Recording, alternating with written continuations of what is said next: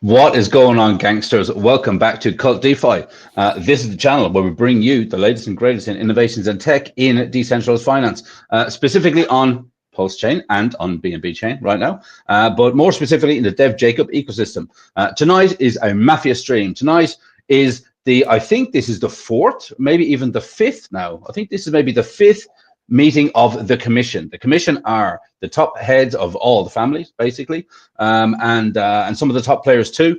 This is where we find out a bit about what's going on in the families, how the families are doing. With the map update, we've seen a lot of changes, and there's some things that I actually would like to get some clarification on too. We've seen some new families coming on board. We've seen some players moving around quite a bit. We've seen people opening lang tiles like literally hundreds every week. We've seen all that come around. People are already upgrading. People are already earning the in-game yields. People are doing all this really good stuff. And at the same time, they're building out their strategies to try and get their families to the right places, right? Exactly where they want to be. So it involves a lot of strategy. And really, there's a lot of conversations going on in the telegrams, right? So I think this is a perfect place to bring people up here. I will do that right now. I think I can bring everyone up in one go because we had them all here a second ago. Is that right? Boom. Look at that. How you boys doing? Hello, hello.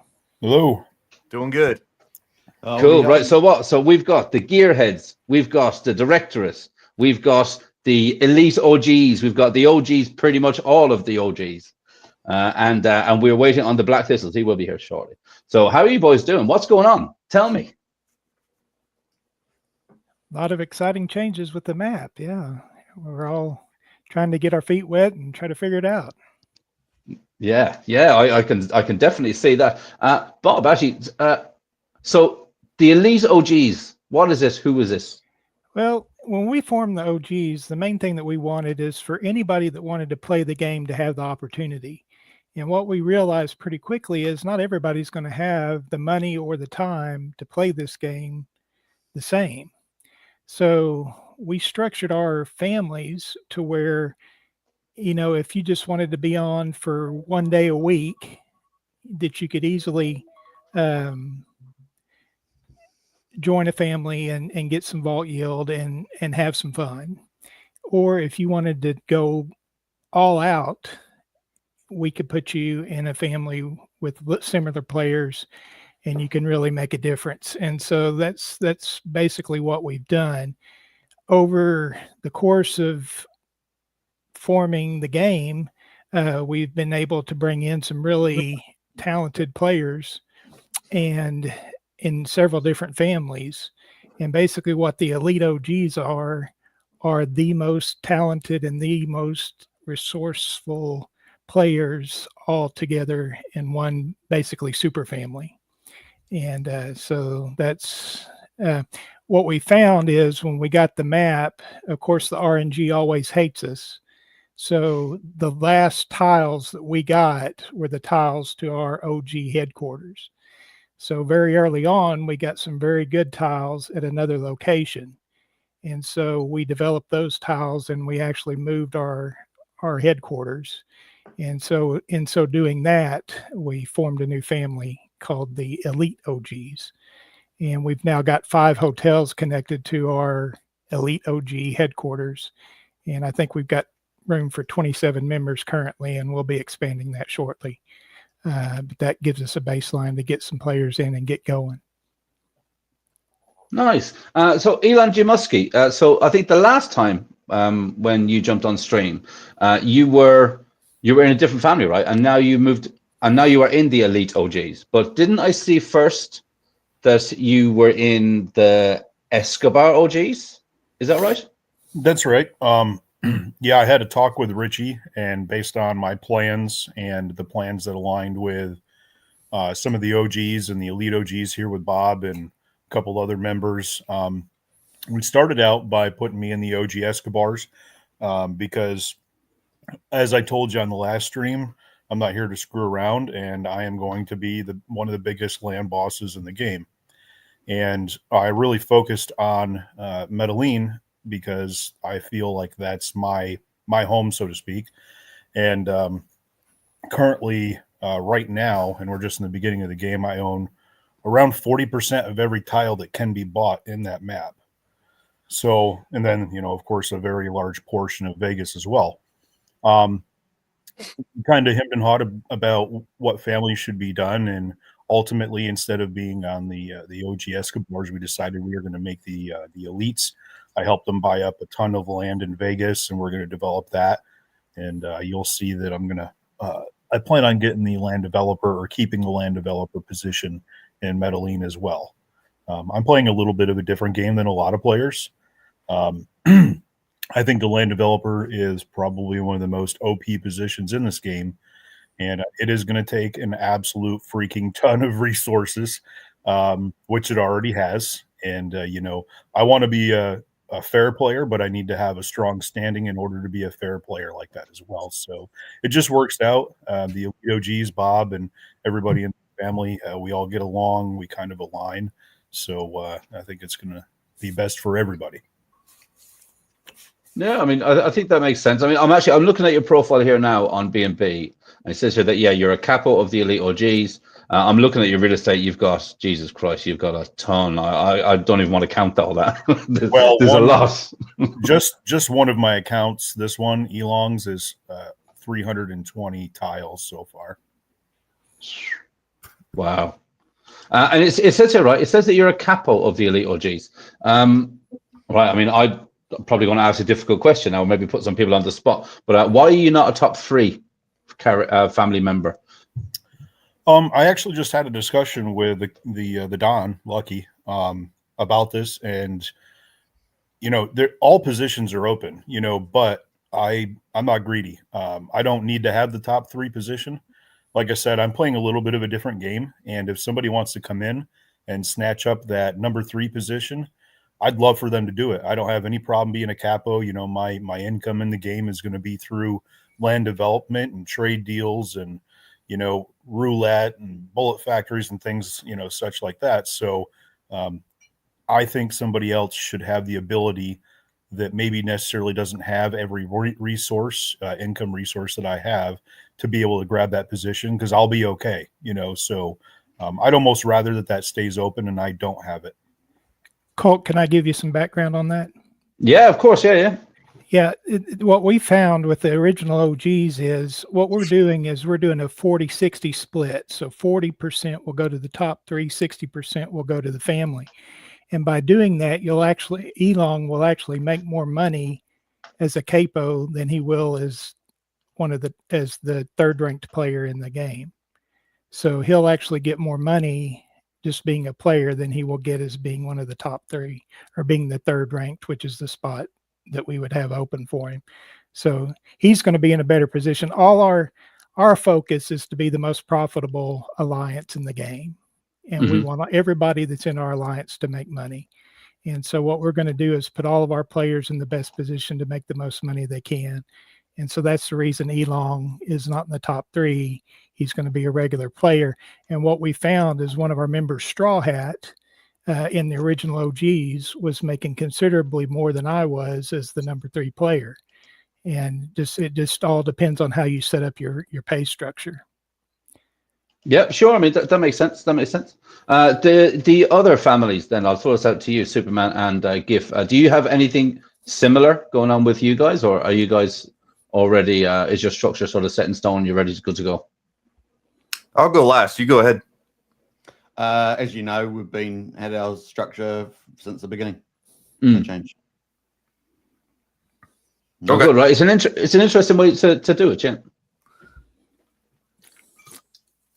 So over here on the Gearheads, Moondog's been making a whole bunch of moves along with Maxwell, and they're I'm not going to give away any of the stuff that they're doing, but I could certainly talk about a little bit, very little bit, about what I've been working on. As an engineer, I've actually been working on a family site that can essentially do just about anything that the main Mafia site can do. Aside from the fact that I will be able to disseminate information how I see beneficial and allow for the potentially probably the top family members in the Gears of War allegiance to have access to. So this will be filtering information that you can't currently get from the front end, and we'll also be interacting with contracts in a way you can't currently obtain. Can you give us an example? Ooh. Of stuff that we can't currently get that you are going after? Oh man, I have examples. I was not prepared to show any. Let me think. Okay, so there's certain things within the game. Okay, like the added feature that Jacob just pushed, right? The ability to claim all the yield from all your tiles, right? Something like that. That's a big bonus. That's a big bonus. I think a few bonus, people have been asking for that. Yeah, this is a big one. Yeah, I actually asked for that the last time you and I were on stream. That's right. So that's one example of how your front end can actually dictate that transaction. There was no new smart contracts that were designed and executed right on chain in order to allow that to happen. So bulking transactions together that are beneficial, or daisy chaining transactions, so one action leading into the next. And hey, listen, this is not actually new information. This is the reason why the credits became a resource, right? Because he Jacob always said that there's going to be engineers that are going to be able to initiate on-chain transactions without having to be present. They could just be sitting there like a server that's just waiting, or a bot, if you will, waiting for certain things to happen on chain and then immediately execute. Well, I'm essentially going to be that individual. So the credits may not be a huge factor for the leadership of the gearheads. Wow. I like that. I like the fact that you're building something on top of Mafia already, right? You know what I mean? Do you think this is something that you might consider rolling out to other families to take advantage of, or this is just for you and your own guys? Currently, it's we have to wait and see. So all the contracts can change, right? At any given time, based on I don't want to put any words in Jacob's mouth, but let's just say that he finds some way to optimize one of these smart contracts, right? That maybe handles inventory, maybe it handles land tiles, maybe it's distributing of the vault, things like this, right? All of this stuff can change until the game goes live and a majority of the smart contracts go into the mode where it can't be edited, right? No admin keys. So we all know this. We've known this from day one. So what I'm building is going to be very modular. So essentially what can happen is if he makes big changes, I will be able to make changes with him to keep my side up to date. So that being said, I'm not sure if that answered your question. Yeah. We'll wait to see how it all goes. But I mean, I know.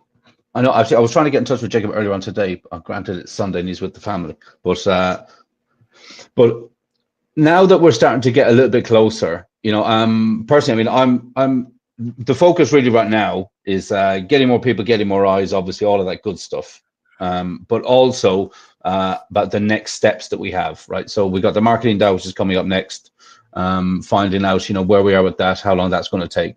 Granted, there are still a few little bugs and a few little kinks that we need to get through at the minute, but obviously, right, we're still in early access. This is literally, I mean, map seems to be doing great, right? There's one city left on Pulse Mafia, and there's 2 cities sold out on B&B Mafia, right? So we're definitely getting to where we need to be. I've noticed as well, actually, that we have a lot more players. I'm assuming that obviously we have new players, right? But I know that a lot of people are setting up alts, so they can literally spread their things around, I'm guessing around their families, around their territories, because now that we have the map, we can see this different people are getting different tiles. I know, for example, when Richie's here, right, and he did message me, he's taking his son to school as I thought, so he'll be on with us in a second. But I know that his city is Bogota, and they're desperately trying to go after that. And it seems like Bob was saying, that the RNG isn't 100% friendly to some people at this stage, as they say. So with with a lot of people, individual players who are claiming up all this land in a certain city, it looks like, Bob, it looks like you're sort of asking them, you're welcoming them in to say, okay, look, you've got a bunch of that place, that land that we want. So you're more than happy to have a place with us. Superman, the directorate, are you guys doing something similar? Like, are you purposely looking on the map to see if anyone is claiming the land that you might want to control as a family, and then offering them a position, or do you guys have all the land that you want? We're targeting maps that we wanted to target, and I think it's pretty self-evident. You go have a look at the maps. The one thing I'll say about the B&B Mafia is that it's I really like how that's setting up, and with Bob Tiller, Elon Muskie there in Las Vegas and Medellin, we really like what they're doing there. Very commercial approach to the game. Really interested to see how that goes. We're also, looking at, obviously, we're targeting in Chicago in particular, and obviously, possibly we will take, maybe take 2 other cities. And I really like where the Black Thistles are going, where the Mugnows are going. And so we've got quite a nice little setup over on the B&B side at the moment. We think that a lot of the commercial upgrades happening over there, a lot of hotels. We're really interested to see. It's a very much more commercial side of the game at the moment over B&B compared to Pulse Chain. Pulse Chain definitely has a lot more. What do you call it? Cracker points, as it were. Pretty much all the maps gone. I think last time I checked, except maybe the last one. One left. Messina's the last one. Left. Yeah, Messina left last time, and so that there's going to be far more aggressive over there at the moment. But I think that the B&B side's definitely looking a little bit more peaceful at the moment, given the approaches a lot of the families are making. The conversations between dons and things like that's going on. So yeah, it's going to be fun to see that play out. It's still relatively early days over there. So yeah, it's going to be pretty interesting. So let me ask you then. So the directorate, right? When it comes to both chains, how are you guys, or how does your strategy change between the two? I know you said that, like, just now. Yes, it seems to be a bit of a different game that's being set up and being played by 2 different sides. But do you have sort of one strategy to say, okay, no matter which way the game goes, we're going to act, X, Y, Z according to our strategy? Or do you very specifically have 2 strategies for each chain? We are going to be we're on target doing our strategy. We know exactly what we want to do. Obviously, like the others, some things we can't say that we're doing, but our strategies haven't really changed. That we're really happy with where we're going at the moment, like really happy. And we're doing a lot of things at the moment as well. It's pretty much it. Yeah. Good. Are you happy with the way everything's going so far, Gif? Oh, I'm ecstatic. Are you kidding? Yeah, let me kind of wrap up what I was saying, because I missed one very important point. The question that you asked me is, will any of the stuff that I build on top of Mafia, will it be public for the? Absolutely. I will find something that is crucial part of the game that I could run from my own servers in the background to help build out this ecosystem. I want it to be clear that I'm not here to take advantage of this ecosystem. I'm here to build it out. I want to see this succeed. And so far, based on your question to me, or to follow up on the big question to me, am I excited or happy on what I'm seeing? I'm ecstatic. And I think you heard a lot of my rants last time, so I'm not going to go through all my rants again about all the cool things that are happening on chain and with these build outs that Jacob is working on. But I think one of the most interesting things that I hope we could get to is the kind of changing of the value of what the I'm sorry, what's the term for that? The guy who pays you for items, like converting. What do we call that guy? If you want to convert an item to cash. Oh, the exchange officer. The exchange guy. I swear Jacob named him something. I can't remember. Or maybe it's in the wiki or something, but the values of some of your items that you go in and do the exchange on has gone down, which is something that I had also, I mean, Colt, you and I were talking about specifically just, you know, whenever that was, a couple weeks ago that we were on stream together, is that the in-game inflation deflation mechanisms are going to be fascinating to watch, because if you're building Mafia as a protocol first mentality, right? And that's the only way you can make a really successful product in any crypto, unless you just have a massive community, right? But if you're building, you want to make sure that you build it with strong bones. And I believe that is literally what he's doing right now. So I know that there was a and it just stopped me if I'm rambling, but I know that there was a large order by a member of the directorate trying to sell a lot of cash, in-game cash on the exchange, I think at an 80-to-1 ratio. And if I'm not mistaken, that was just bought up just in the last couple hours. So all of that cash that was set at such a interesting ratio is now gone. So we may be looking at some of these mechanisms being and levers being pulled, pushed and pulled to see how we can make the in-game cash more scarce or harder to obtain. Because if you make the in-game cash harder to obtain, then what do you do to the Mafia token, right? It's going to be similar. And we know the Mafia token has a set supply limit, right? So as everyone starts pulling up, getting their Mafia, getting it staked into their businesses, on the maps and trying to earn that in-game cash, because the in-game cash is rare, then you're going to run into, at some point, we're going to hit a supply shock on the Mafia token, and then look out, right? But sorry, I didn't mean to go on a tangent there. That's all right. That's all right. I like the enthusiasm. Yeah, that's a whole new game mechanic that, you know, has just brought a whole new dimension to the game. So it's definitely going to be interesting. Yeah, it was the number one thing I pointed out at the beginning when the game launched, was about what's going to happen with the economy, and it's going to be the most interesting thing to get scarcity in play. So yeah, fun times ahead. Yeah, it really is. Making moves on buying what is very important. So yeah, that's something that I think is personally exciting about the game, and that's why I'm getting so heavily invested into it, is because it's not the first game of its type, but it could be one of the monsters, right? And there's going to be new technology. There's going to be new smart contracts, new ways of earning, trading, becoming a massive player, losing everything. I mean, it's got a little bit of everything.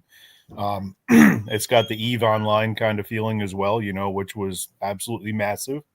So the growth potential here is pretty exponential, you know. I mean, what do you guys all think? So if we get on the BNB and we get on the Pulse side, and every tile on every map is sold out, and then this thing really starts to blow up, we could just make new areas, make new maps, right? Bring more people in.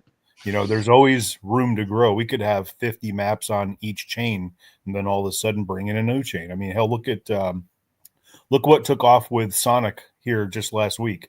I was one of the original investors in the Sonic nodes. I own a ton of them. And by owning those, I just made a huge profit this week, and it hasn't even done anything.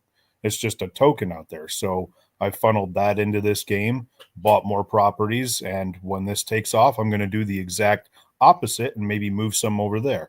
So, you know, this is a very big community that could easily grow exponentially and be a big earner for everybody while developing new technologies. Exciting times. Definitely, guys. Yeah, it really is exciting times. Let's just jump into the chat here quickly, because one of the questions that I have for you, Superman, is who the hell are the High Table? Good question. Who are they? So is the High Table like literally like a brand new family, or are you doing something similar to what Bob was saying, and you've sort of morphed a new family and you're going to start putting, you know, maybe some power players in there or something? We like to think of the High Table as a magical family that's about to do some magic on the game. The last 3 streams is like pulling teeth trying to get information out of you. You're good at your job, I have to say. Yes, but the High Table is part of the directorate. It is the 5th family. Nice. Nice. And is that going to be more specific on a particular chain, or the high table is going to be on both? We shall see. All the things you're Okay. asking are important questions. We'll see. Spirit Falcon says, let's go. Yes. Superman earlier on says, bang, bang, the director rules the Mafia game, making fear real. All hail the Dawn of Dawns Archie. We got Quantumly Immortal is here, says, nice. David, I think I know who you are. How's it going, Davidson? We have Crypto Furio in the house again. Ciao, mobsters and mafiosos. Thanks very much for being here, man. Max Payne in the house. How you doing, Max? Now you just can't leave. The famous catchphrase. Super the man. Yes, indeed. Xanon is here. Xanon is on all of these streams. Thank you very much. I really appreciate being here. Pretty much every single one. Here we go again. The high tabler in the house. Right. So we got Archie here. The director is rolling mob deep. That's great. Yes, he did do a line of coke in the beginning video. And yes, this is badass. You are absolutely right. You're absolutely right. If you are who I think you are, I will drop the news at the end of the stream for everybody. Don't worry. Don Lucky's here. Hey, Lucky, how are you doing, man? How are you doing? Welcome. What's this? Suey Trump is an awesome project from Richie. Yes, yeah, Richie's doing his thing, man. Richie is all over the place. Frank is looking for a skin on the attics. What's going on over here? Hey, Wookie. How you doing, Wookie? I haven't seen you around for a while.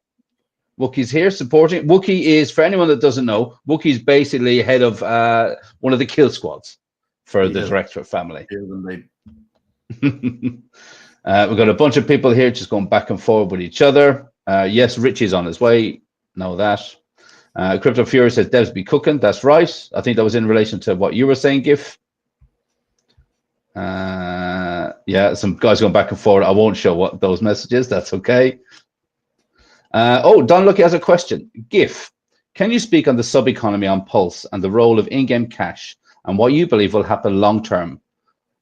This is I think this is touching kind of what we spoke about on our last stream, but I think he wants you to go into a bit more detail.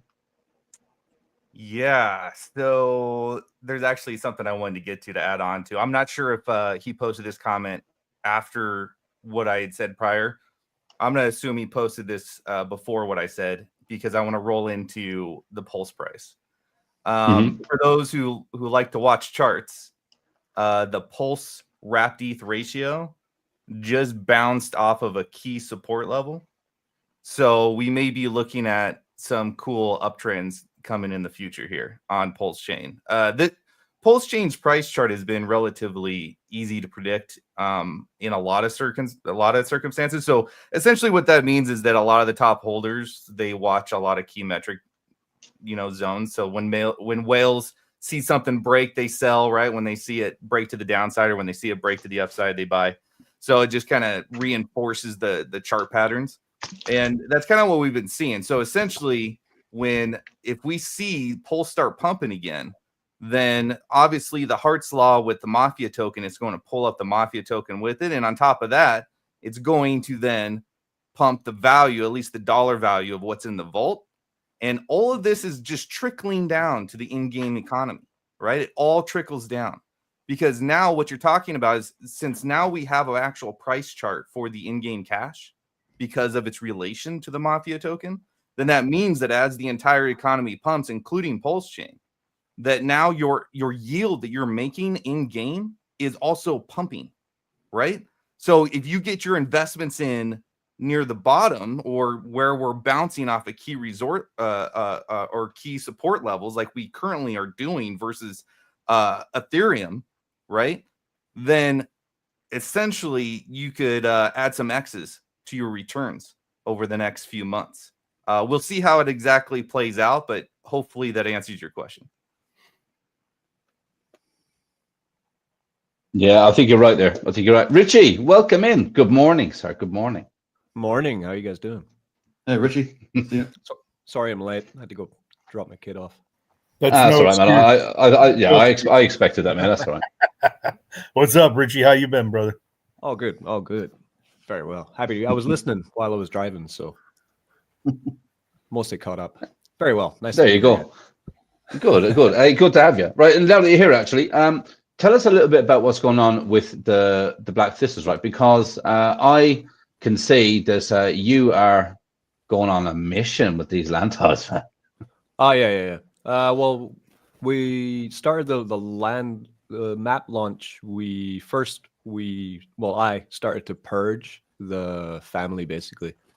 It's going through because joined BNB Mafia a bit later on and kind of leveraged my YouTube channel to attract new investors into it, and baited them by giving them keys, essentially, right? So join the Black Thistles, get some keys, okay?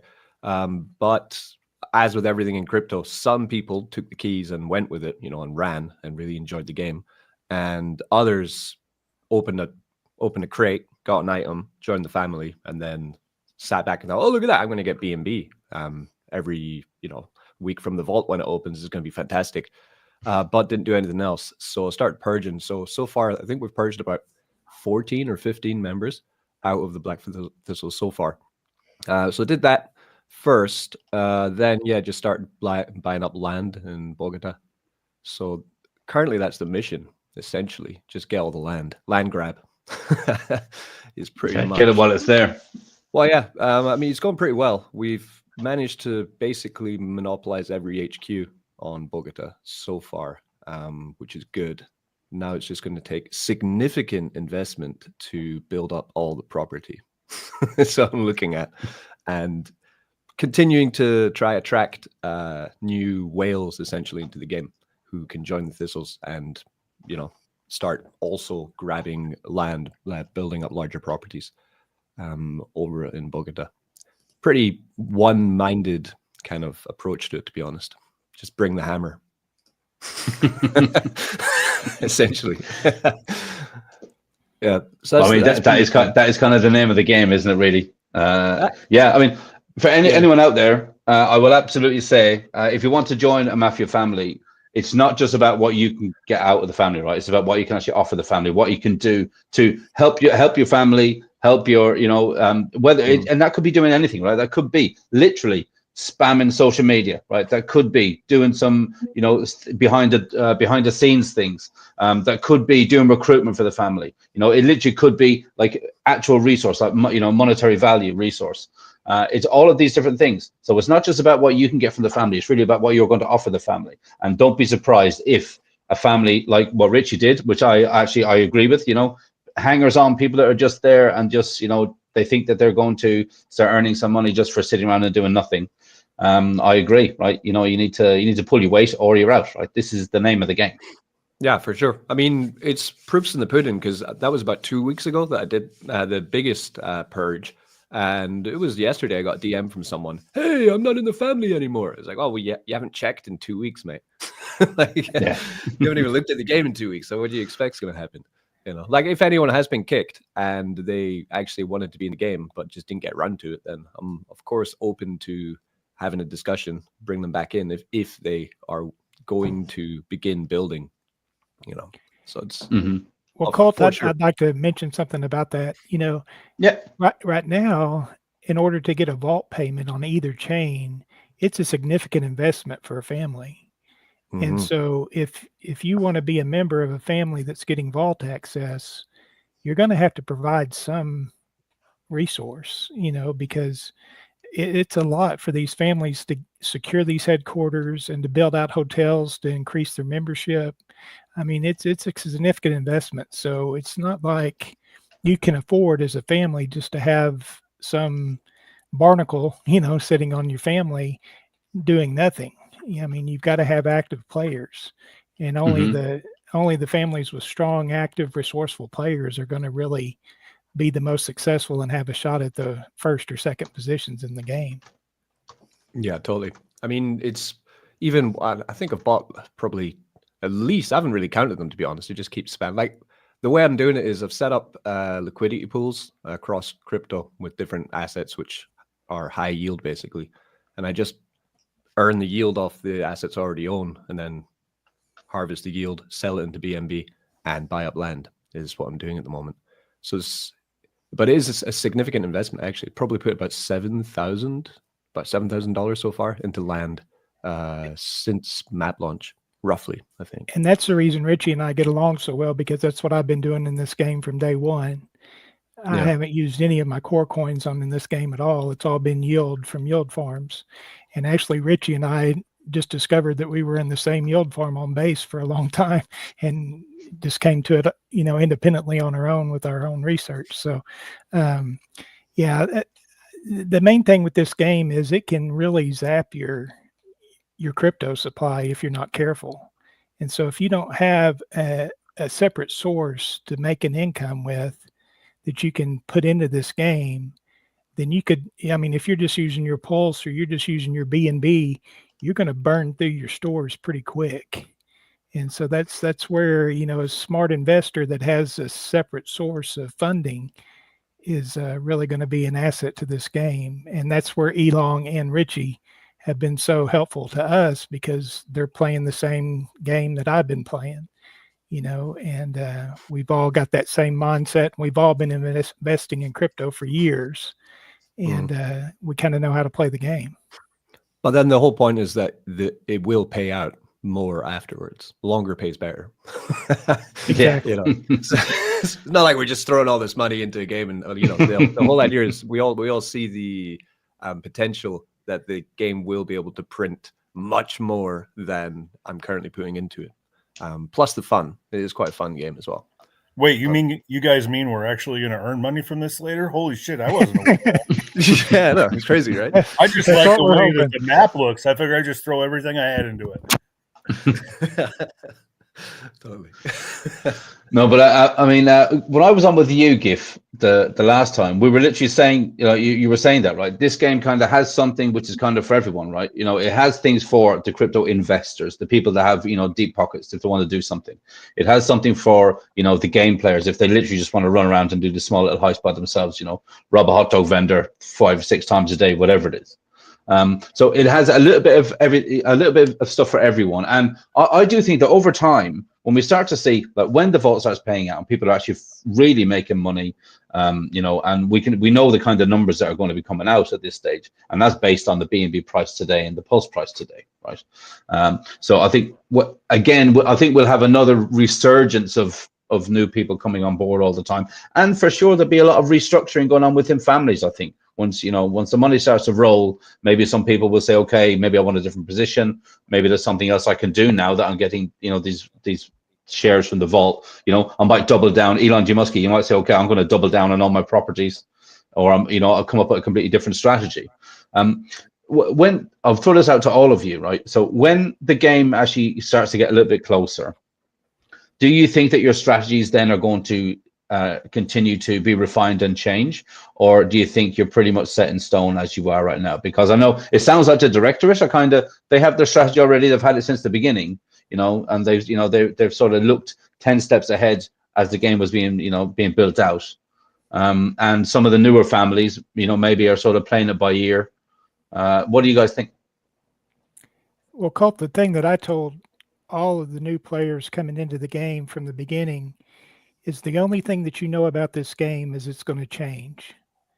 And if you just look at how many changes we've had to the wiki, in the last 6 months, the thing about Jacob is I think a lot of times he is adapting the game based on our reaction to it. And that's good for the game, but it also can be very frustrating, because just when you think you've got the wiki down and it backwards and forwards, Jacob throws a wrinkle in and it changes the whole way you play the game. So to say that you're going to play the game this way from now on would be very short-sighted, because there's going to be a lot of new wrinkles before launch and even probably after launch. So I think you're going to have to adapt for sure. Hey, Colt DeFi, are you aware of any other new families coming to BNB? At the minute, right now, there are 2 that will be coming. I'm literally just waiting for one of them. I'm waiting for him to say yes, like officially, okay, I'm going to do it, because it's going to be announced to his community as well. And the second one, he's looking for members from within his community to join, because right now I think he's got 5 people that said they're going to join the family with him, but then he's kind of on his own after that. But he has quite deep pockets, and he said he doesn't really mind. But it's a lot for 1 or 2 or even 5 people to do, right, to manage. So he needs to try and drum up some support from the business community. Saying that, I am going to be on a Telegram VC tomorrow, voice chat tomorrow.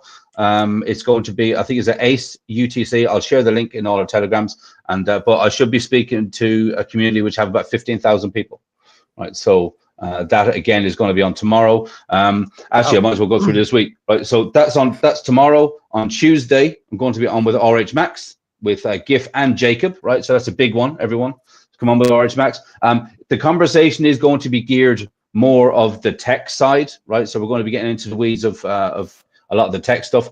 I'm very interested in that kind of conversation. I can't wait to be a fly on the wall and listen to what these guys are going to be talking about, really getting down and dirty into it. And then on Thursday, I'm going to be on with Meatball, Corey Costa. And then later on in the week, hopefully, by the time the weekend comes around or the beginning of the following week after that, I'm discussing a time to get on with Crypto Coffee.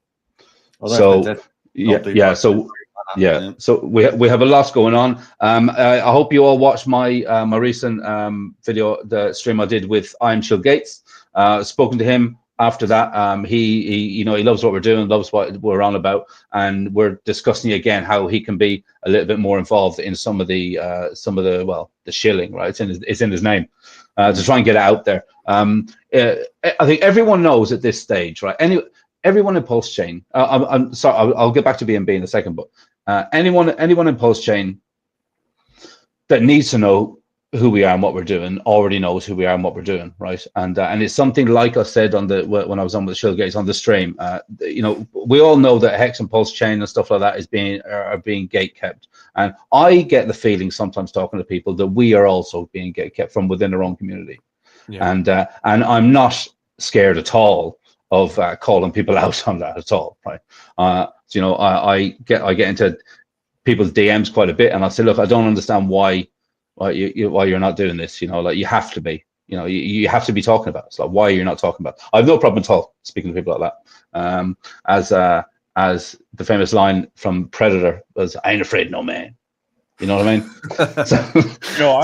So I'd like to mention something on that. Richie and I, Richie, I've invested in your projects for years, right? And sometimes I feel like some of his projects have been gatekept, and it bothers me to no end because there's really no reason for it. The guy Richie makes content nonstop on YouTube. It's good content, it's quality, it's got monetary value to it, and he's got all these. He's got Arbland, Polyland, SCC, he's got Sui Trump, all these things, and they're amazing projects. He's probably one of the most honest developers in the entire space, but from an outsider perspective, it feels like he is gatekept constantly, and I hate that stuff because you feel like you're helpless sometimes. And you are right that I don't know why, but Pulse is definitely gatekept in certain communities, and we've all got to kind of pitch in and do what we can in order to make sure that we try to break out of that box for all these guys like Richie and like Jacob in these different projects, because it's a big pain in the ass and there's really no reason for it. I know this is a game where it's mafia and we all got to kill each other and take our land slots, but at the same time, we need to be a community and come together in certain aspects. So I just wanted to put my 2 cents in there. Sorry, I didn't mean to cut you off. No. I think you're absolutely right. Right. I think you're absolutely right. At the end of the day, I think Jacob's mindset with this is, look, make it so big and so successful that they just can't deny it. If people have to be talking about it, but again, is it because of green candles? Maybe a lot of people have that, sort of mentality. Is it the fact that this gets big enough and bold enough, and people are earning enough money that when the marketing DAO really kicks in, where can we go, right? Because we all know you can pay people to write nice articles about you, but is that genuine? Or do we want just the real genuine people over here to actually, take a real interest? So I think we're going to have to be doing a lot of juggling at this, at this early on stage to try and get there. But like I say, I'm having really good conversations with people, lots of new people around. People are finding out who we are. Richie and Superman And, you know, anyone else who's watching out there that has their own channel, thanks very much. I really appreciate what you guys are doing. It's absolutely outstanding. But Superman, like, you stream literally 5 days a week, you know, sometimes more.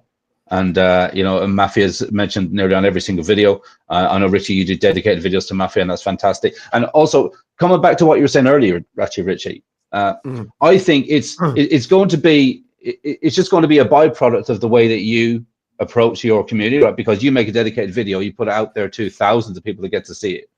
I think it's the nature of the beast that you're going to get a lot of people who want to come on board and be part of it, and then maybe lose interest, or maybe, you know, they get involved with it without really you know, thinking it through and thinking, okay, this is actually going to take a bit of my time and a bit of my money. Yeah, but pretty much it's kind of like that. I mean, if I would make a video about crypto and it would be you get, you know, $5 free by doing this, that will always be a higher viewed and more engaged with video.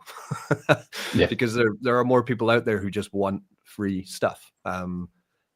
That's sadly where we are with the market at the moment. It's been, you know, through the entirety of the bear market, to be honest.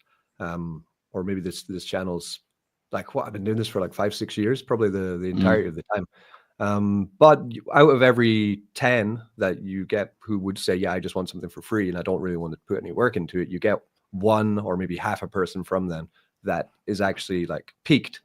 Their interest is piqued, and then they start to look into it, and they have capital to deploy. They have a strategy. They have a mind for growth. And, you know, that's the people we want in Mafia, right? We want smart investors, smart players, people with character and belief and, you know, commitment to something that they really want to just get their teeth into it and grab the slice of the pie. Because this is a pie that's available for anyone to take right now.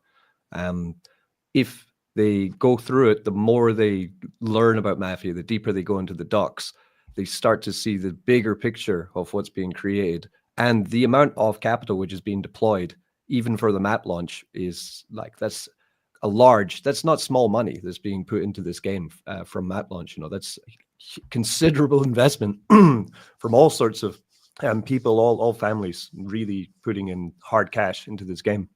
It's a really bright future for it. I don't know about you guys, if you were surprised or it's what you expected from the amount of land that's been bought so far, but I was quite impressed by the buying power of this game. It's amazing what the gearheads and the directorate did. My goodness. I mean, y'all just snagged up stuff. I mean, Paul's, that was like one day, right? Exactly. I mean, you got guys like Carnage going in and buying a whole city by himself in like a day. You know, that's just crazy, you know, so hats off to those guys. He must have built a script, right, to just mass claim land. Or did he click through the random generator like 600-700 times? He'd have a broken finger if he did that. Exactly. You know, success breeds success, right? And people want to see something do well on Pulse Chain, BNB as well, obviously. And I think that how quickly the map, you know, it was selling out, it was a real good sign for that success for Mafia, Jacob's game, and also obviously Pulse Chain in particular. So yeah, exciting times. It was really fun to see. In terms of, I haven't looked at hotels. Hotels. I haven't looked at the Pulse Chain map actually. Is it sold? Which is sold more, the BNB side or the one city remains on Pulse. Wow. Okay. Yeah, that's big. Yeah. Huge. Yeah, I think GIF. I think you got your first city in 10 hours, right? Less than 10 hours after the less than 10 hours. Most everybody was struggling with the front end because the RPC was still on the stock chain RPC front end, right? So that was causing a bunch of issues. So everybody was kind of waiting for the transition over to Gamma's. Shout out Gamma for putting out a solid RPC. But while that transition was happening, I was still able to go in there and a lot of cats from our family. And yeah, from the moment of launch, I think it took 10 hours. To wipe out Las Vegas. So head and shoulders faster than any family, for sure. Oh man, bet you slept well that night. Yeah, well, I mean, we wanted to make sure that we owned Vegas, right? We wanted to make sure that we owned it. So, and we do. Hats off to you. That was amazing. You know, the thing that when we got into, I mean, we all know we're in early access, but one thing that I liked about Richard Hart when he was describing Hex and Pulse Chain is he said it was an IQ test. And I think it's the same way with Mafia. You know, this game is an IQ test for a lot of people. And the people that really understand it and the people that are making the big moves, you can tell that they're the smart guys. And so they're the guys you want on your team. Because like I said, this is going to be something where you're going to have to know your stuff to be successful. And you want guys that know their stuff to be on your team for sure. Yeah, well said, Bob. I'd say it's more than or less than an IQ test. It's more of a test on your knowledge of crypto and DeFi in particular. Because like we've always said, this is just another DeFi protocol that just so happens to be wrapped in a really cool game, right? And so, you know, those cats who really understand DeFi and really understand crypto, they're going to get drawn into this for sure. And there is a lot of them out there that maybe have heard of this, heard of Mafia, maybe. But when they start coming in, then you're going to see some things kind of flip on the exposure of Mafia, the Mafia game, the Mafia ecosystem. And to what, you know, Colt was saying earlier about, you know, kind of being gatekept a little bit, people are a little afraid because there's a lot of people that just follow the moves of their favorite influencer, right? And if their favorite influencer don't quite understand it, they don't understand that this is DeFi wrapped in a game, they think it's like Flappy Bird with a wallet connect, then they're just going to shy away from it, and thus their followers are going to shy away from it. Wow. It's going to take some time. It's for sure. That was the old hype. People would rather buy into look at Arbitrum. Look at the Arbitrum chain. People would rather buy on hopes and dreams of a game being developed down the road than one being actively developed the right way. Yeah. It is backwards. And that is why the biggest holders in this game right now, there's not a whole lot of them. Because the guys who get in early and start, you know, like the guys on this panel that have been cleaning up the land tiles, you're doing what you're supposed to do in crypto. You find a good DeFi project that has some real legs and you get your stronghold early. You're doing exactly what you're supposed to do. And it's going to take time for all the influencers to come around and start to understand it and start to be able to wrap their head around it. Because let's be honest, the mechanics in this game is quite complex. It is. There's a lot going on behind the scenes, especially when you start getting into the smart contracts. So it's going to take time. But trust me, people love buying green candles. And when the prices run away from them, that's when they want to buy. The value right now is fair, but it has a long ways to go. And I'm just talking about the Mafia token. That price right now at, what is it, like 23, 24 wrap PLS per Mafia token right now? I'm just off top of my head. I'm not sure. Somewhere around there. This could potentially go to 3,000 PLS per Mafia token. So we've got a lot of X's that this bad boy can do. And I'm not trying to put out expectations, and this is great because it's not my project. I'm just a player. But this can make some serious moves. And when it starts printing all those green candles, then you're going to see everybody wanting Colt on their streams. Everybody's going to be coming to Colt. Colt's the guy. Let's get him on our stream. Let's talk about it, right? So this is what early days looks like. I've seen it before many times. This is what it looks like. This is what it feels like. Sorry, I'm excited, if you can't tell. You should be excited. You're right. You're not the only one, for sure. Yeah, Moondog, it does in the chat just here. I just saw his message come up. He said, influencers still have trouble understanding what a T-share is. It'll take some time for them to get their heads around Mafia. That is absolutely true. That is absolutely true. You B&B focused guys, what do you think about, because obviously we know there's, we know the Pulse community, right? You know, and I can have pretty good conversations with pretty much anyone, I guess. You know, people will actually get back to me in that sort of way. Yeah. What is it on B&B? How is it different, or how have you found it different on B&B trying to get people into this game? What I've been telling people is, for Pulse, if you really think about it, Mafia is the only game in town. Can you name another gaming project on Pulse? Not one worth mentioning. Exactly. Sorry. So the problem that we have on B&B is there are many multi-million-dollar market cap gaming projects on B&B. And so we're just another one in the group. And so it's a lot bigger pool to wade in than what you get with Pulse. And I think that's why you've seen Pulse take off so amazingly well, is because really there's no other options for people to use their Pulse on if they want to get into a quality gaming project. Whereas, I'm in on about 5 different gaming projects on B&B that are all different, from trading card games to, multi gaming platforms. I mean, there's a lot of different things on B&B. So it's much harder to break into that niche, I think, on B&B for sure. I think it's also because with Pulse Chain, it is so gate capped. It is gate capped that you have a project that exists on Pulse Chain.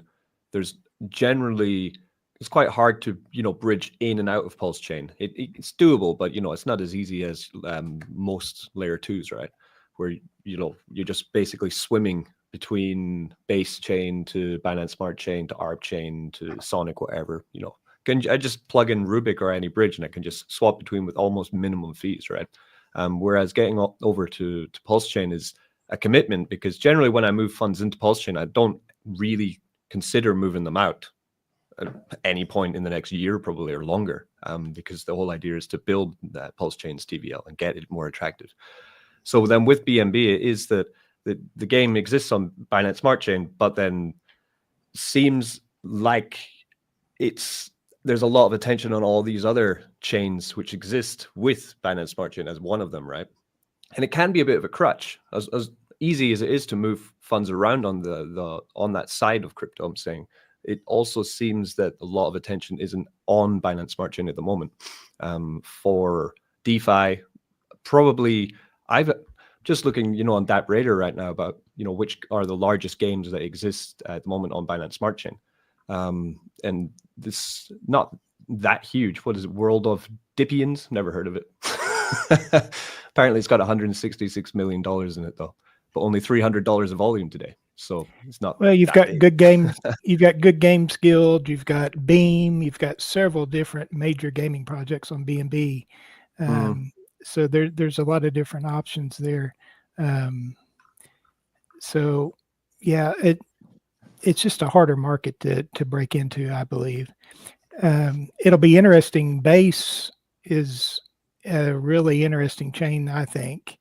And so if we get it set up on Base, I think that's going to take off like gangbusters. So I don't do anything on Solana, so maybe Richie or somebody else can talk about that. But I've had a lot of success on Base, and it's a really growing chain with very, very low fees. I buy Solana, I hold it. I don't really engage much in the DeFi because usually I just buy the wrong token, lose all my money on some random coin. But there are gaming chains being set up on top of Solana, which could be something to look into, which are specifically designed just to game. Can you explain to me what that means? So there's one that I invested in a couple months ago called Sonic, which is not Phantom Sonic. It's another one. It's called Sonic Solana Virtual Machine.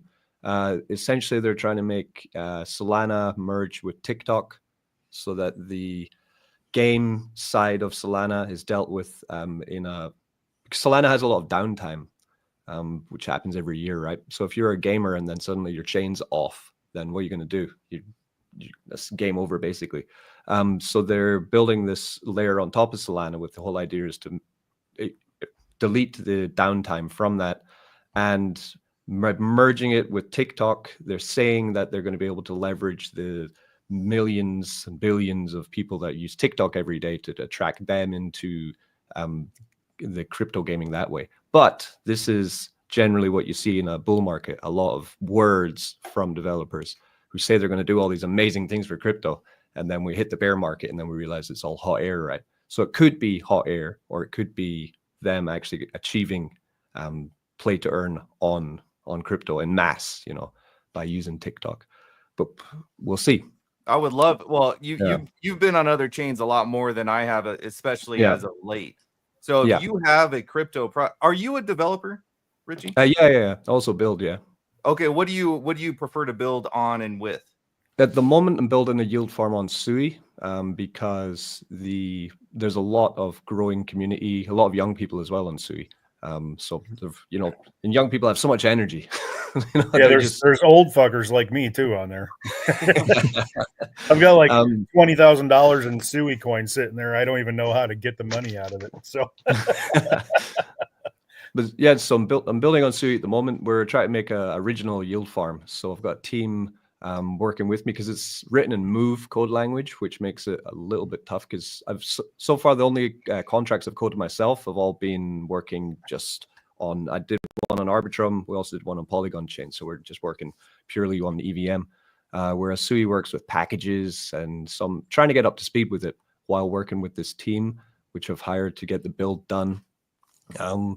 So far, so good. Lots of bugs, though, to be honest. And have you gone through, like, what is, okay, so essentially what I'm asking is, if you see something that is being developed as deeply as Mafia, please send it my way, because I want to see what the cutting edge of, you know, GameFi is currently. Because what ends up happening is every time I look at one, there's just nothing behind it. It's all words on a trust me, dude, we're gonna build this sort of platform, right? And I can't find any actual work being done. So if you see anything, please send it my way, because I would like to take a look and kind of compare it to what's being done at Mafia right now. And don't even get me started about Solana. I just started to learn Rust, and I don't know if I'm that type of developer, honestly.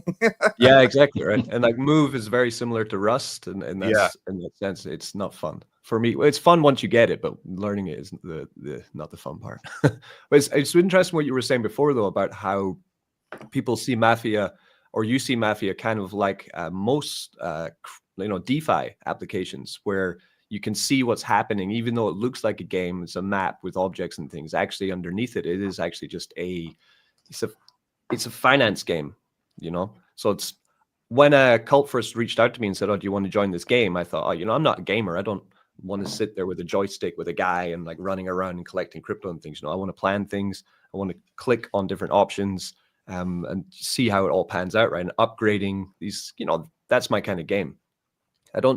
So it is, but it's essentially, I could compare the way that Mafia is being set up with the map right now. It could be very comparable to joining a new protocol on launch that was even a yield farm, because all you're doing is buying up the positions that you think are going to print. You know, someone might think, oh, I need to buy up all the business objects because they're the ones that are going to print, or they choose one specific business object that they think is going to be outperforming the other ones, and then they need to work on growing that one. Other people like myself just go straight for buying up as much land as possible initially to try and, you know, make the biggest impact, right? Could be comparable to a yield farm, where do you buy the emission token? Do you pair up DeFi assets? Do you sell it all while you're farming it? Do you compound it all back in? And that's why there is no game I've seen which is as thick as BNB Mafia, actually. I haven't seen it. Is anyone else? There's so many aspects to this game that it really baffles my mind. The map, you know, has brought in the whole basically real estate aspect to the game. Yeah. And so what I got excited about was seeing guys like Moondog sink $20,000 into the game to buy keys to open the map. What does he do for a living? He's a freaking real estate developer in Houston. You know, he's in one of the toughest markets for real estate anywhere, and he's excited as all get out about the game.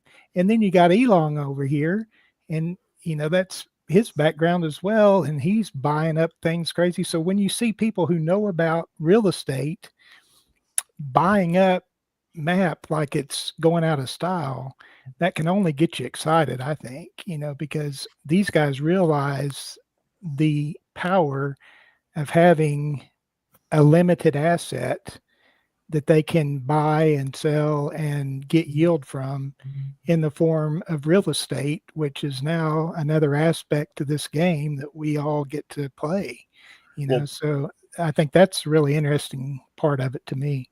let me say something on that, Bob. Yes, I am in that field. I'm very successful in that field, and it excites me about that. But let me tell you why I got in the game. Richie, how long have we known each other? Like 4 years or something like that? I've been investing in your stuff. Yeah, Something like that. I've known you well for about 2 years, and then before Yeah. that, known you for about 2 years before that. Yeah. Yeah. So I've been investing in Richie's stuff for several years. I watched him before I got in. And like I said, he's probably one of the most solid devs out there that's just truly honest, and he's smart. You know, he's a builder, a developer, content provider, you name it. And when he told me about this game, for him to have interest in it, somebody that builds and develops and has a knowledge base that he does, to let us know about it, and then me from my field to see the potential in it. That's why I use words like exponential growth, because it's really there. And that's why I got excited about it. And that's why I've dumped a small fortune into it. We'll just say that.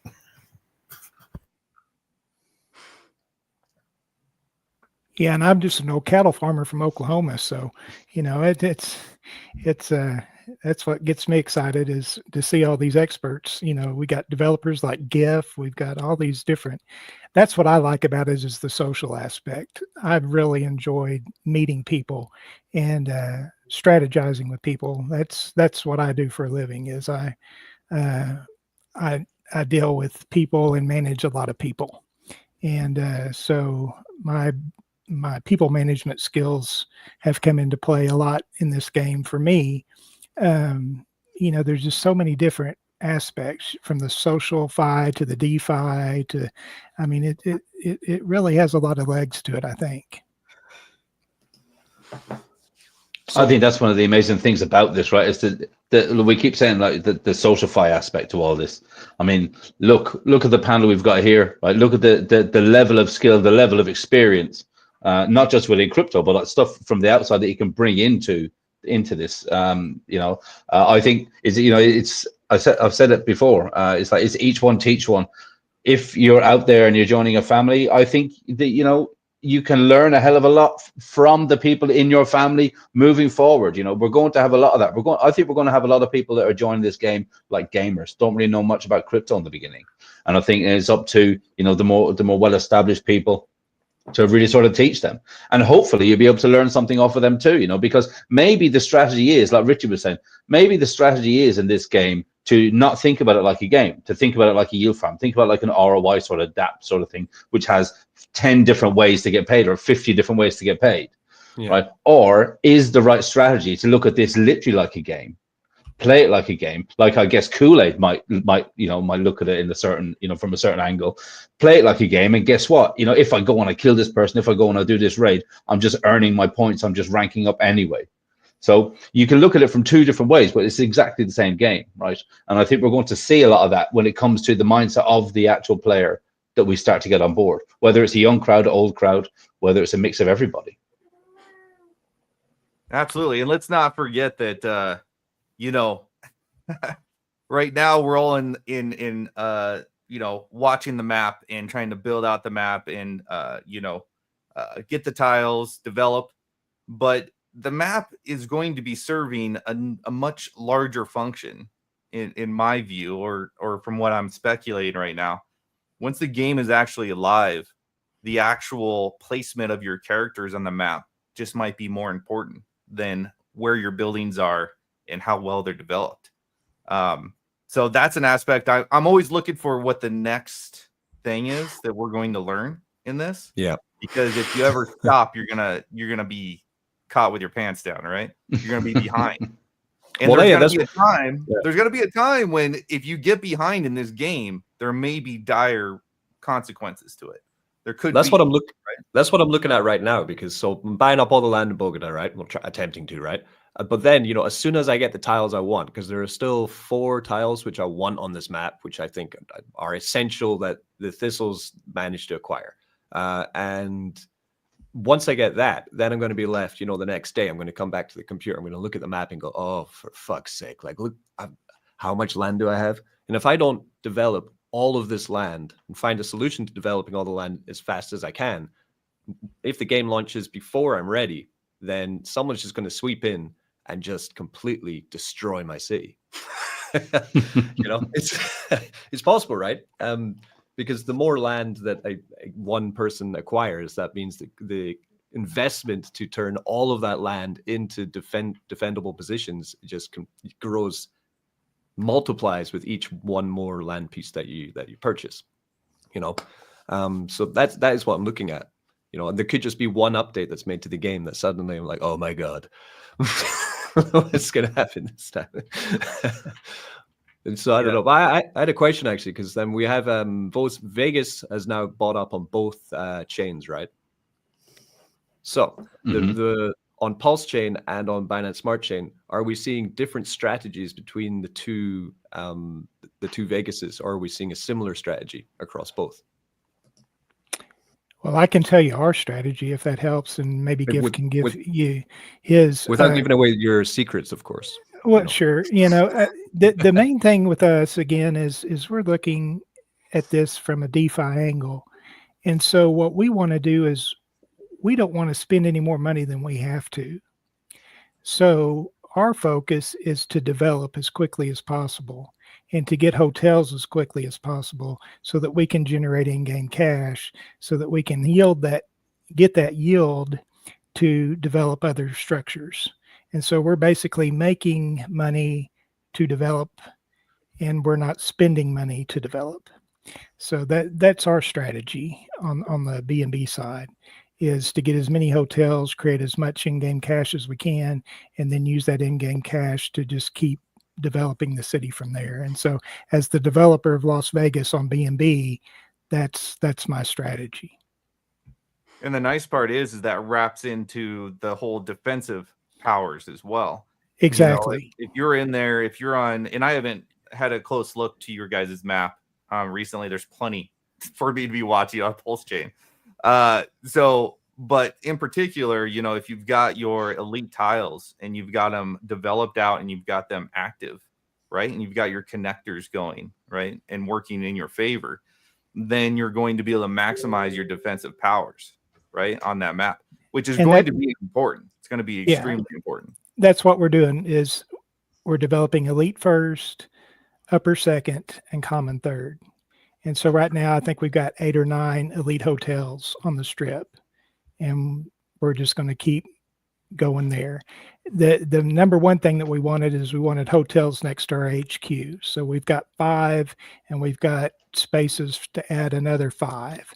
So, in the next couple of weeks, we'll have 10 hotels connected to our HQ, and we'll have 15 to 20 hotels on the strip. And then we're just going to use that money to just develop on from there. And with me being a land developer in Medellin, I've got several hotels and office buildings, apartment blocks spread out over there as well.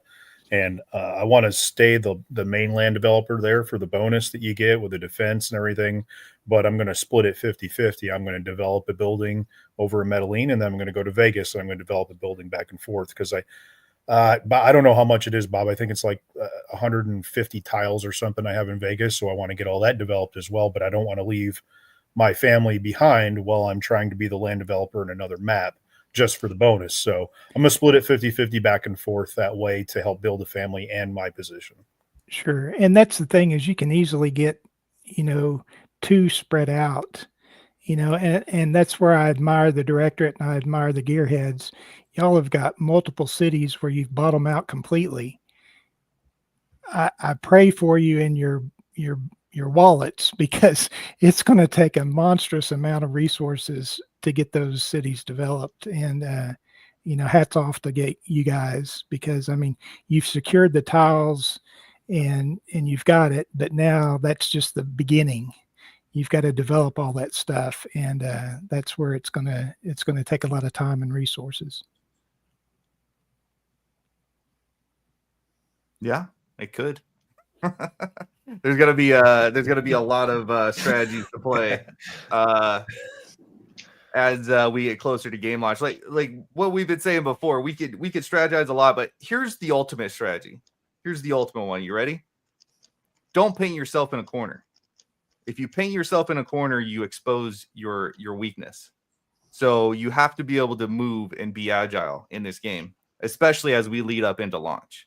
That's why one of the things that I had mentioned last time on stream was when we were talking about the cash and the Mafia token, like which one to be holding on to. You're going to need both. You're going to need both. And for you other guys, it's going to be the Mafia token on BNB and the in-game cash, right? So you're going to need both. They're both going to make they're going to be critical in the future development of this protocol. And yeah, and as you know, I think we have the kill simulator coming up soon, don't we, Colt?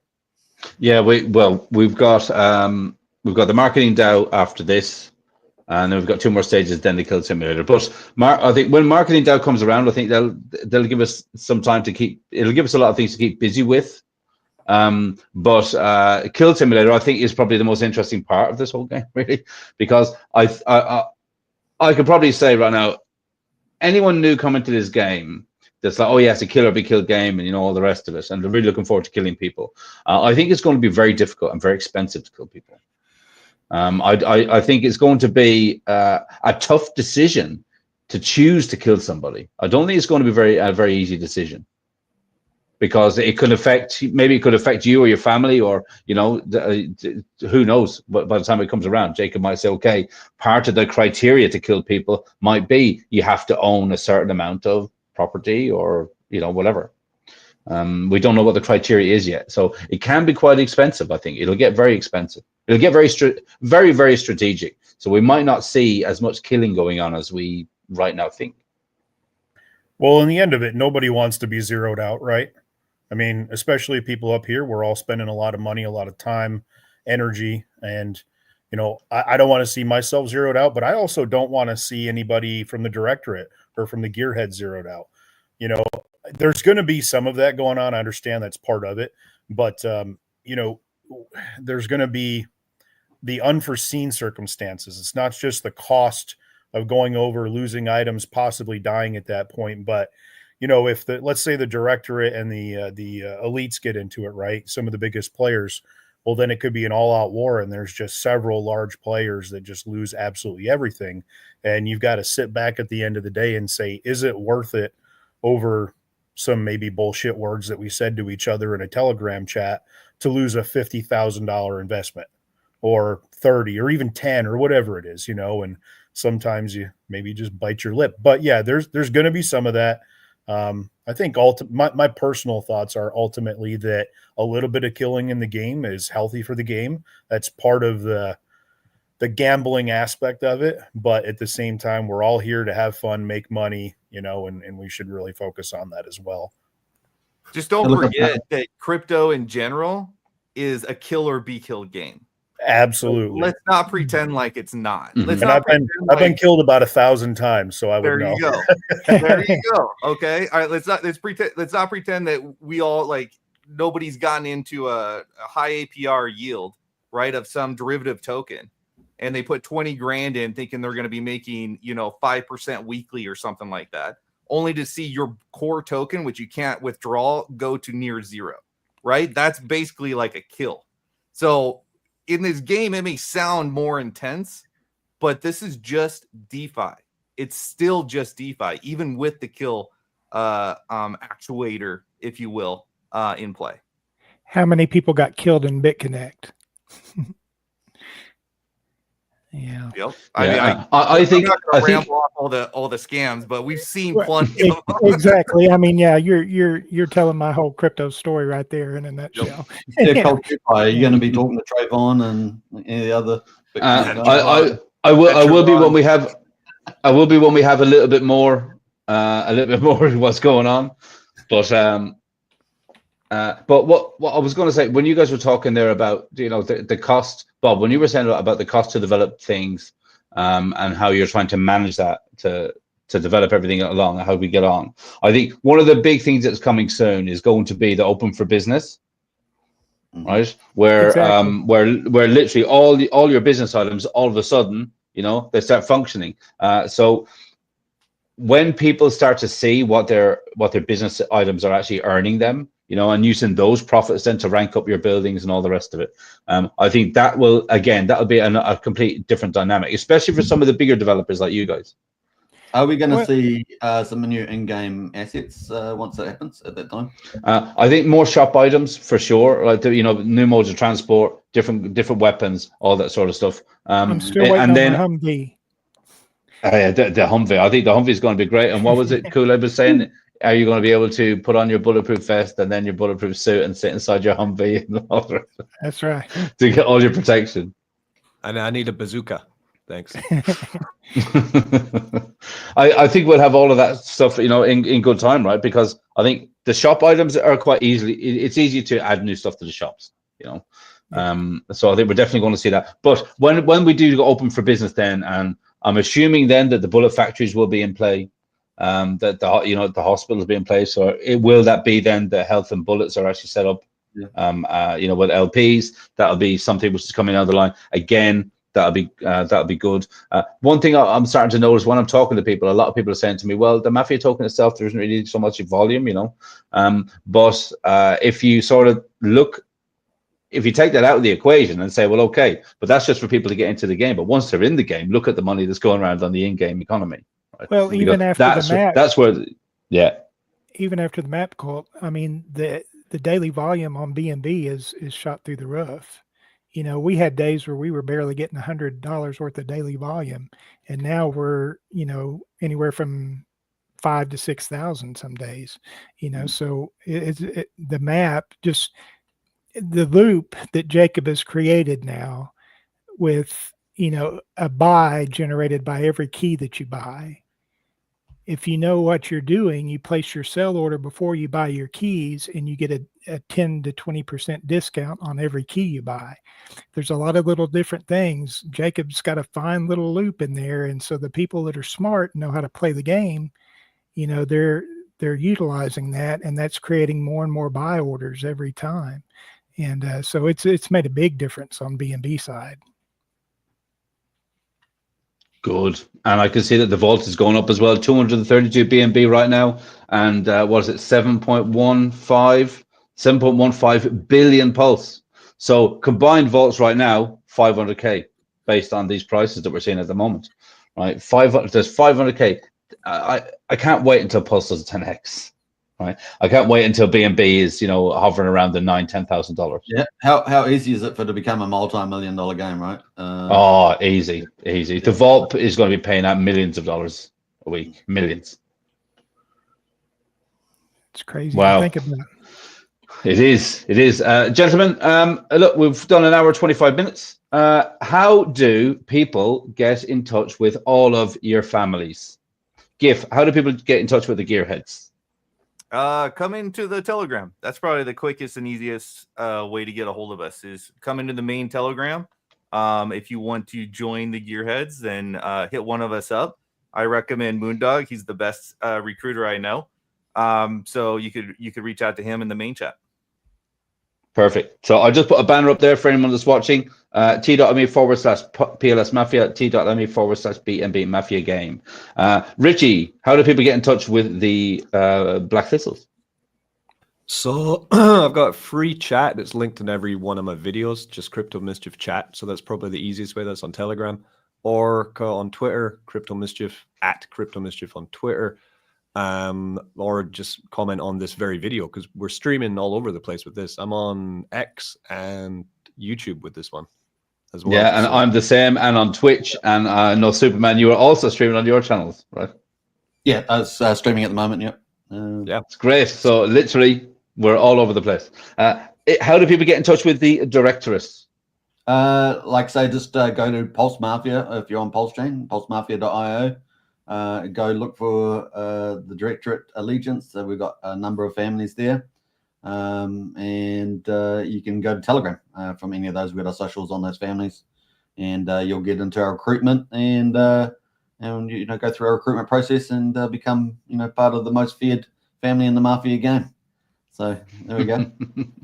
There we go. And lastly, then Bob Tiller. So you've got quite a few families. Is all the recruitment done for just one of the families from one central probably place? The easiest place is just to go to the B&B Mafia Telegram. I'm there all the time. Just click and Bob Tiller the Hun. Give me a DM. Tell me you'd like to be in the family. Tell me how much you want to spend on the game and in the game, and we'll find you a family. We've got all kinds of families. We've got all different levels for everybody. If you just want to get your feet wet, you want to buy you one little property and you want to develop a hotel over several months, and you don't want to spend a ton of money, you just want to enjoy the game, we've got a family for you. And we're going to set it up to where every family in our alliance is going to get a little bit of the vault payout. And so even if you just want to just sit back and make a little bit of B&B, we give you that opportunity. But if you want to go balls to the wall and you want to play this game all out, you can be an elite and you can join us in Vegas. Nice. I like that. There you go. See, so we've got a little bit of everything for everyone, right? Depends what kind of player you are. If you are new and you're watching this for the first time, if you're watching this on Rich's channel, thanks very much, right? Get over to my channel and subscribe there. And also get over to Superman's channel, right? And subscribe to him, Hex Token, right? So we've got a bunch of channels going around all the time. I just on a personal note, I have hit a milestone on my YouTube channel. I have hit a massive number of watch hours, thanks to all of you guys. So that is a big bonus for me. Next, I need to just get the subscriber numbers up a little bit, right? That's the next milestone. So if you are watching from any of the other guys' channels, do me a favor, jump over onto Cult DeFi and subscribe to the channel over there, right? I would say if you're interested in Mafia, get into the Telegrams, t.me/PLS Mafia, t.me/BNB Mafia game. Hit us up on Twitter. We're really active on Twitter. If you are in a family and you don't know how to maybe help out in the best way possible, maybe you don't have deep pockets like some of the other players, maybe you have a different particular set of skills, right? Get over onto socials, boost us around on socials. We're a very, very active community when it comes to Telegrams and stuff like that. If somebody puts a post up, it gets shared around like crazy. So I really appreciate all of you for doing that. That would be really, really beneficial to us, to the game, to the whole lot of it, right? Stay tuned, because in a couple of days, I'm going to be on with RH Max this week. I'm going to be on with Corey Costa this week. I'm going to be doing this on a Telegram voice chat tomorrow with potentially a lot of people, right? And a lot of people over on the BNB chain, right? So again, there's going to be a lot going on. Just keep in touch with me by subscribing, notification bell, all of that good stuff. Gentlemen, any parting words? Just get you a character and jump in the game. It's going to be an exciting ride. Get in early, right? Yeah. I just onboarded one new guy. This is like if you guys like Pulse, this is like finding out about Pulse the third day after it had launched, or BNB when it was $1 a BNB. I mean, that's how early we are and what the potential upside is. Here's my last words, gentlemen. Bang, bang, bang, bang, bang, bang. You missed. Luckily, he's a bad shot. I'm pretty fat. You missed me, so. GIF, I have a new video outro. Oh, really? I think it is. Well, it's GIF's new video outro, which that's on the end. I'll catch you all in the green room if you want to stay and hang on. Gifford Ware, it's an honor. Got an anonymous tip, boss. This is it. We stage the heist tonight. And keep an eye on Kool-Aid. He's been known to water the plants. Let's keep the plants out of this and focus on the job.